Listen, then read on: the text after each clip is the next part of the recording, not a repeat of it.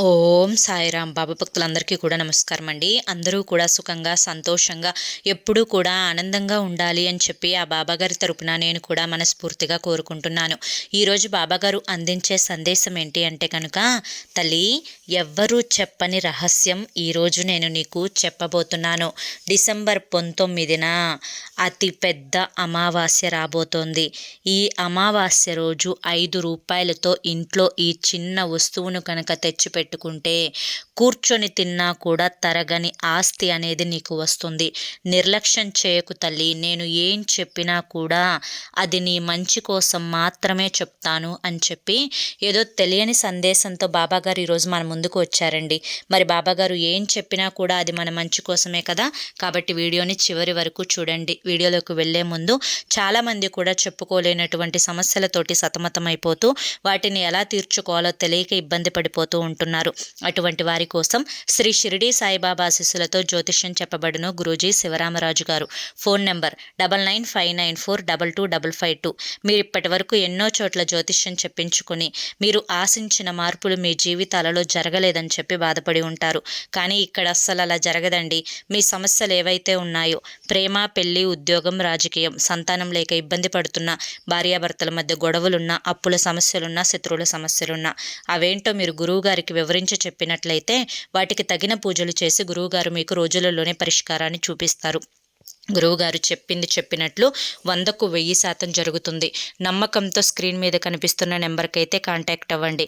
అంతేకాకుండా భార్యాభర్తల మధ్య వశీకరణ, స్త్రీ మరియు పురుషుల మధ్య వశీకరణ కూడా 100% జరపబడును. మాకున్నటువంటి ఎన్నో రకాలైన సమస్యలు కూడా గురువుగారు చేసిన పూజల వల్ల అన్నీ తీరి ఈ రోజున మేము ఆనందంగా జీవితంలో ముందడుగు వేస్తున్నాము. అలాగే మీ జీవితాల్లో కూడా సంతోషాలు రావాలి అంటే ఈ నెంబర్కి కాంటాక్ట్ అవ్వండి. ఇక ఆలస్యం చేయకుండా మనం బాబాగారి యొక్క సందేశం ఏంటో తెలుసుకుందాం. తల్లి, ప్రతి ఒక్క సమస్యకు కూడా ఒక పరిష్కారం అనేది దొరుకుతుంది. ఆ పరిష్కారం అనేది దొరకడం కోసం ఖచ్చితంగా మానవ ప్రయత్నం అనేది చేయాల్సిందే. అలా మానవ ప్రయత్నం చేయకుండా సమస్య వచ్చింది కదా అని చెప్పి కూర్చొని అలాగే ఏడుస్తూ దిగులు పడుతూ ఉంటే ఏ సమస్యకు కూడా పరిష్కారం అనేది నీ దగ్గరికి రాదు. ఇలా సమస్యల లోతులో పడి చిక్కుకుపోయి అల్లాడిపోవాల్సి వస్తుంది. ఎప్పుడైనా కానీ పాజిటివ్ శక్తి అనేది ఎంత ఉంటుందో నెగిటివ్ శక్తి కూడా అంతే ఉంటుంది. ఆ నెగిటివిటీ అనేది మనిషిని చుట్టుముట్టి అల్లాడిపోయేలా చేస్తూ ఉంటుంది. ఆ యొక్క నెగిటివిటీ కారణంగానే మనిషి తన జీవితంలో కష్టాలు, బాధలు, అనారోగ్య సమస్యలు, ఇంకా ఇతర సమస్యలు అనేవి పడుతూ ఉంటాడు. కాబట్టి అటువంటి నెగిటివిటీని పూర్తిగా దూరం చేసుకోవడం కోసం ఈ అమావాస్య అనేది చాలా అద్భుతంగా ఉపయోగపడుతుంది. కొంతమంది అమావాస్య రోజు చేసుకునే పరిహారాలకు శక్తి ఉండదు, ఇవన్నీ కూడా మూఢనమ్మకాలు అని చెప్పి కొట్టిపడేస్తూ ఉంటారు. కానీ దైవం ఉన్నది ఎంత నిజమో నెగిటివ్ శక్తి ఉన్నది కూడా అంతే నిజం.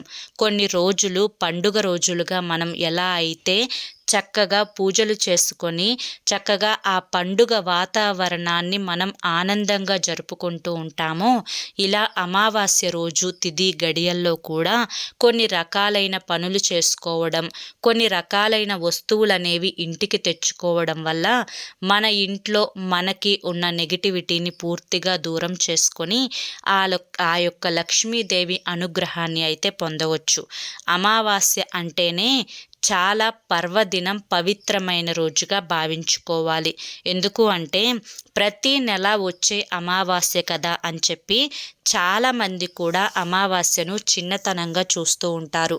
కానీ అమావాస్య అనేది కొన్ని అతీంద్రియమైన శక్తులతోటి నిండి ఉంటుంది. కొన్ని అమావాస్య తిథి గడియలు అనేవి 100ల సంవత్సరాల క్రితం వచ్చిన గడియలలో కొన్ని సంవత్సరాలలో వచ్చే అమావాస్యలకు ఆ గడియలనేవి కలుస్తూ ఉంటాయి. కాబట్టి ఈ యొక్క అమావాస్య అనేది చాలా శక్తివంతమైనది. పైగా ఈ యొక్క 2025వ సంవత్సరంలో ఈ అమావాస్యతో చివరి అమావాస్యగా ముగుస్తుందన్నమాట.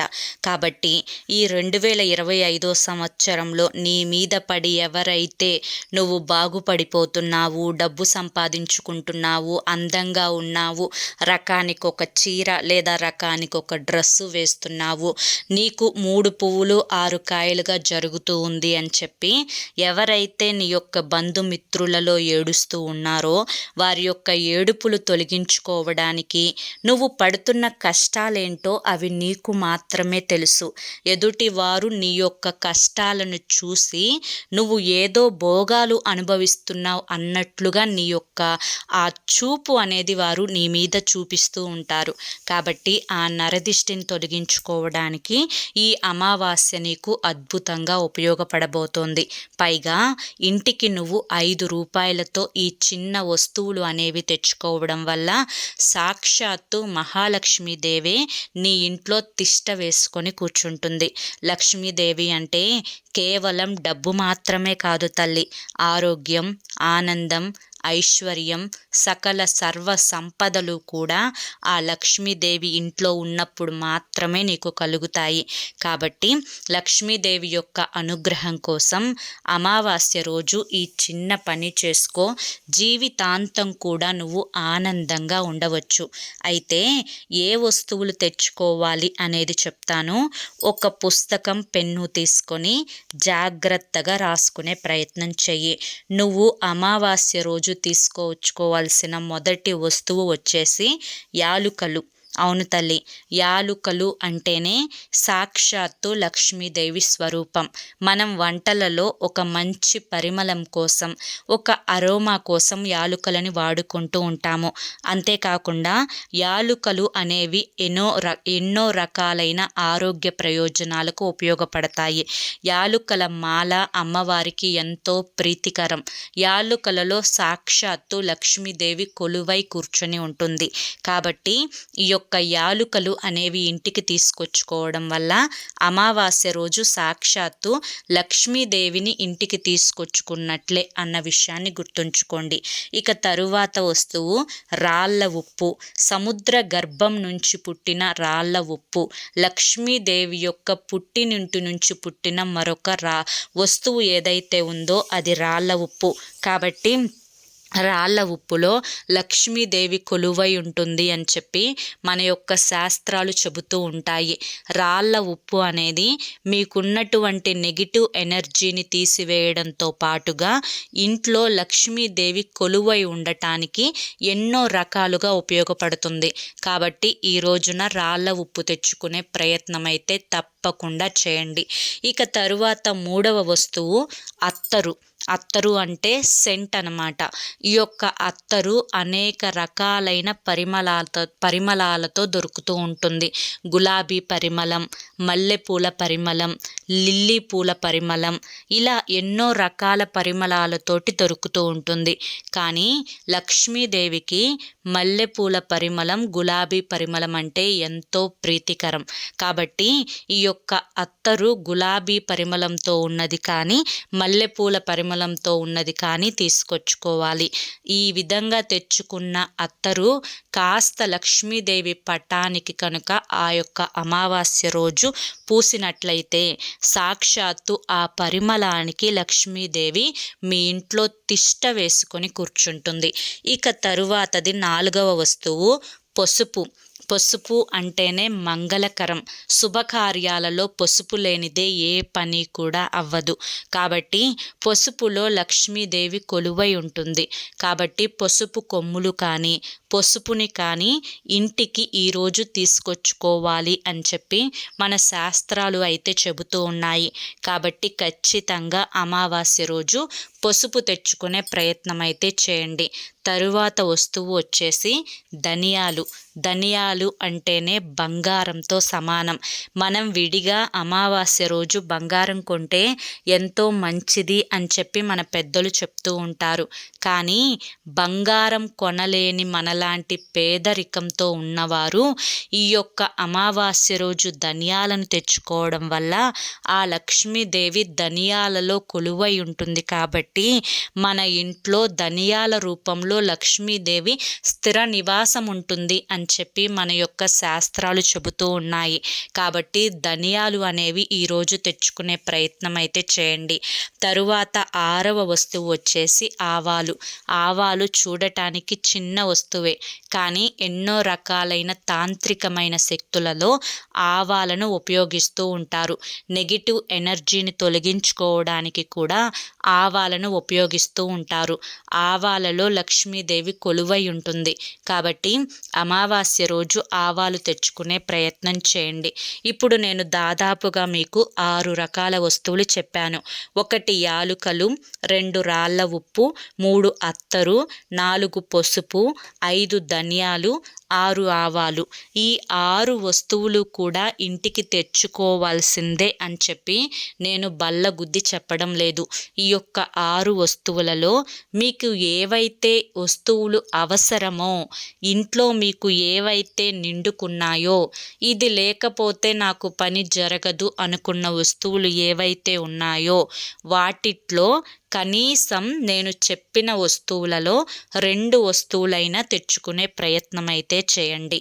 ఈ 2 వస్తువులు తెచ్చుకున్నా కూడా లక్ష్మీదేవి యొక్క అనుగ్రహం అనేది మీకు కలుగుతుంది.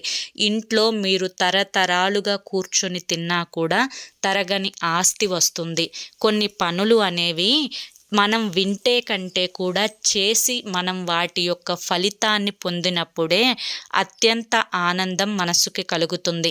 కాబట్టి ఏముందిలే, మూఢనమ్మకంలే అని చెప్పి కొట్టి పడేయకుండా ఈ వస్తువులు తెచ్చుకొని చూడండి. మీ యొక్క దశ దిశ తిరిగి మీరు పట్టిందల్లా కూడా బంగారం అవుతుంది. అంతేకాకుండా ఈ అమావాస్య రోజు చక్కగా మీరు రాళ్ళ ఉప్పు కలిపిన నీటితోటి ఇంటిని శుభ్రం చేసుకొని, ఇంటి బయట కూడా మట్టి నేల అయితే ఆవు పేడతోటి కల్లాపి చల్లుకొని మంచిగా ముగ్గు పెట్టుకొని, ఇంట్లో లక్ష్మీదేవి పటానికి ఎరుపు రంగు పూలతోటి అలంకరించుకొని, పాలు బెల్లంతో కలిపిన నైవేద్యాన్ని సమర్పించి, లక్ష్మీదేవి చిత్రపటం ముందు ఆవు నేతితోటి దీపారాధన చేసుకోవాలి. ఈ విధంగా చేయడం వల్ల లక్ష్మీదేవి అనుగ్రహం అనేది మీకు కలుగుతుంది. ఇదే విధంగా సంధ్యా సమయంలో కూడా ఖచ్చితంగా అమ్మవారి ముందు దీపాన్ని పెట్టుకోవాలి. ముఖ్యంగా అమావాస్య రోజు సాయంత్రం 6 గంటలు దాటిన తర్వాత ఎట్టి పరిస్థితులలో కూడా దూర ప్రయాణాలు చేయకండి. అంతేకాకుండా వీధి గుమ్మాలలో ఏ పని లేకుండా తిరిగే ప్రయత్నం చేయకండి. చాలామంది కూడా వారి యొక్క నెగిటివ్ ఎనర్జీని తొలగించుకొని ఎర్ర నీళ్ళ రూపంలో, ఎండు మిరపకాయలు, రాళ్ళ ఉప్పు రూపంలో, వెంట్రుకల రూపంలో, నిమ్మకాయల రూపంలో ఆ యొక్క రోడ్ల మీద దిష్టి తీసి పడవేస్తూ ఉంటారు. పొరపాటున కనుక మీరు వాటిని తొక్కినట్లయితే పడే కర్మలే కాకుండా లేనిపోని కర్మలు అనేవి మీరు కొత్తగా అనుభవించాల్సి వస్తుంది. కాబట్టి అవసరం ఉంటే తప్ప అనవసరంగా మాత్రం బయటకు వెళ్ళకండి. దూర ప్రయాణాలు చేయకండి. అమావాస్య రోజు నలుపు రంగు వస్త్రాలను ధరించకూడదు. ఎంతలే, ఏముందిలే, మూఢనమ్మకంలే అని చెప్పి కొట్టి పడవేయకండి. ముఖ్యంగా ఈ యొక్క అమావాస్య రోజు కొబ్బరికాయతోటి 6 దాటిన తర్వాత ఈ చిన్న పరిహారం అనేది చేసుకోవడం వల్ల చాలామంది అమావాస్యకు వారి యొక్క మైండ్ సెట్ అనేది మారిపోతూ ఉంటుంది. కొంతమంది మానసికంగా పిచ్చిగా ప్రవర్తిస్తూ ఉంటారు. అయ్యో వీడికి అమావాస్య వస్తే అస్సలు బాగోదు అని చెప్పి అనుకుంటూ ఉంటారు. శక్తి సన్నగిల్లిపోయినట్లుగా చాలా నీరసించిపోతూ ఉంటారు. అంతేకాకుండా నరుల దిష్టి, బంధువుల ఏడుపుతోటి చాలామంది కూడా ఎంతో గతంలో బాగుండి ఆనందంగా ఉన్నవారు కూడా అనారోగ్య పాలైపోతూ ఉంటారనమాట. కాబట్టి మీరు మానసిక స్థితి బాగా లేకపోయినా, శారీరక స్థితి బాగా లేకపోయినా, నరదిష్టితోటి ఆర్థిక పరిస్థితులు బాగా లేకపోయినా కానీ కొబ్బరికాయతోటి ఈ చిన్న పరిహారం అయితే చేయండి. ఇది పిల్లల పిల్లలకి నరదిష్టిని కూడా తొలగిస్తుంది అన్న విషయాన్ని గుర్తుంచుకోండి. అయితే దీనికోసం మీరు పీచు ఉన్న కొబ్బరికాయని తీసుకోవాలి. ఈ యొక్క కొబ్బరికాయను మీరు సాయంత్రం 6 గంటలు దాటిన తర్వాత ఉపయోగించుకోవాలి. దీనికోసం మీరు ఇంటి గడపకు బయటకు వెళ్ళండి. తూర్పు ముఖాన ఎవరైతే దిష్టి తీయించుకుంటున్నారో తూర్పు ముఖం కల్లే వారు నుంచోవాలి. తరువాత మీకంటే పెద్దవారి చేత ఆ కొబ్బరికాయను తీసుకొని కుడి చేతి వైపు నుంచి ఎడమ చేతి వైపుకు 3 సార్లు, ఎడమ చేతి వైపు నుంచి కుడి చేతి వైపుకు 3 సార్లు, తలపై భాగం నుంచి బొటన వేలుకి కిందకి పైకి యగాదిగా 3 సార్లు, తలపై భాగం నుంచి వెనకమాల మెడిమల వైపుకి పైనుంచి కిందకి 3 సార్లు కొబ్బరికాయతోటి దిగదుడిచి ఆ కొబ్బరికాయను దూరంగా కింద నేలకేసి బద్దలు కొట్టండి. అది ముక్కలుగా పగిలిపోవాలి. ఈ విధంగా పగలడం వల్ల మీ మీద ఉండే నరదిష్టి, నెగిటివ్ శక్తి అంతా కూడా దూరంగా వెళ్ళిపోతుందన్నమాట. ఇది చేసుకోక ముందు మీ యొక్క ఆ శరీరం ఏదో నెగిటివిటీ తోటి బరువుగా అనిపించినా ఇది చేసుకున్న తర్వాత మాత్రం శరీరం అంతా కూడా చాలా తేలికపాటి భావం, ఏదో ఒక చెడు శక్తి ఒంట్లో నుంచి బయటకు వెళ్ళిపోతే ఏ విధంగా ఉంటుందో అటువంటి మానసిక స్థితి పెరుగుదల, మానసిక స్థితిలో ఆనందం, నరదిష్టి అంతా తొలగిపోవడం వల్ల మనసుకి ప్రశాంతత, చాలా పాజిటివ్గా అనిపిస్తూ ఉండటం, ఇటువంటివన్నీ కూడా జరుగుతాయన్నమాట. కాబట్టి అమావాస్య రోజు తప్పకుండా ఈ యొక్క కొబ్బరికాయతో చేసుకునే పరిహారం అయితే చేసుకోండి. ఇది ఎవ్వరూ కూడా మీకు చెప్పరు, మీరు కూడా ఎవరికైతే చెప్పొద్దు. ఇది చేసుకొని చూడండి, మీ జీవితంలో గొప్ప మార్పులు అయితే జరుగుతాయి. అంతేకాకుండా అమావాస్య రోజు ఇంటికి బూడిద గుమ్మడికాయ కనుక కుళ్ళినా పాడైనా కానీ కొత్త గుమ్మడికాయ కట్టుకునే ప్రయత్నం అయితే చేయండి. ఇప్పుడు కొత్త సంవత్సరంలోకి అడుగు పెడుతున్నారు కాబట్టి పాత సంవత్సరంలో ఉన్న గుమ్మడికాయను తీసి పడేసి ఖచ్చితంగా కొత్త గుమ్మడికాయని కట్టుకొని తీరాల్సిందే.